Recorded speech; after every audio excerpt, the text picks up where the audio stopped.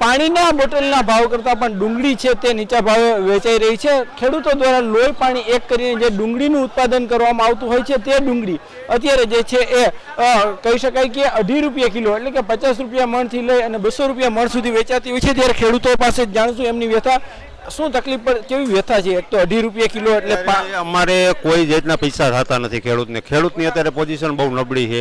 આમાં જે ઉત્પાદન અત્યારે 150 મણનું આવ્યું 125-30 રૂપિયા એટલે તમે હિસાબ કરવા જાવ એટલે 5-6 રૂપિયા ડુંગળી કિલો વેચાય છે બરોબર। અત્યારે અમારે ખર્ચાના નથી થતા અત્યારે 2.5 રૂપિયા કિલો થાય સાહેબ તમે હિસાબ કરો એટલે અત્યારે અમારે ખર્ચાના કરવાના હતા। ખેડૂતની પોઝિશન બહુ ખરાબ છે અત્યારે।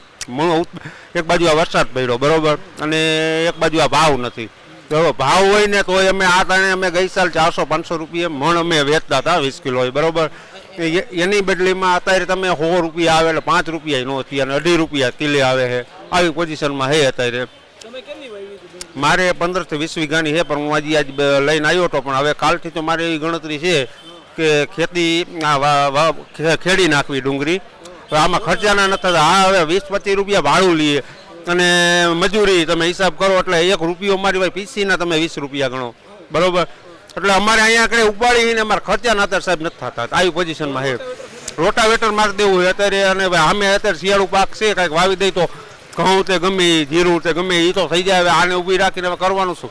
ખાસ કરીને ખેડૂતો છે તે જેમની મહેનત કરી હોય એ જ જગ્યાએ રોટાવેટર ફેરવી દેવાની વાત કરે છે। તમે ક્યાં ગામથી આવો છો? નેકનામ નેકનામથી આવું 100 રૂપિયા આવ્યા આજ મણના 70 રૂપિયા પીસીના બીટવાના લઈએ 20 રૂપિયા ભાડું 13 રૂપિયા આના પીસીના થાય એટલે ખેડૂતમાં કાંઈ વધે નહીં। અહીંયા લઈને આવવામાં કાંઈ ન વધે અમુકના પૈસા તૂટે। હવે તમે કેટલા વીઘામાં વાવી? 5 વીઘાની 5 રૂપિયા કિલો વેચે 5 રૂપિયાની બોટલ નથી આવતી પાણીની શું કહેવું? હા પાણીની બોટલ ને 5-10 રૂપિયા 20 રૂપિયા અહીંયા ખેડૂતને કાંઈ ભાવ જ નથી મળતા। કોણ કમાતું હોય?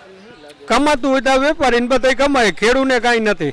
તમે કેટલી મહેનત કરી હોય? મહેનત તો આ 4 મહિનાથી મહેનત કરી પણ અત્યારે હવે આ બીટવાનું ના વરસાદનું ઢાંકીને બધું માલ વ્યવસ્થિત રાખ્યો તો અહીંયા આવી ભાવ ન મળે। આજે તમે ભાવ ન મળે મનમાં શું થયું? મનમાં શું થાય આમાં ભાવ ન મળે એટલે હું ખેડૂતને નિરાશ જ ક્રોધ તો આવે જ ને।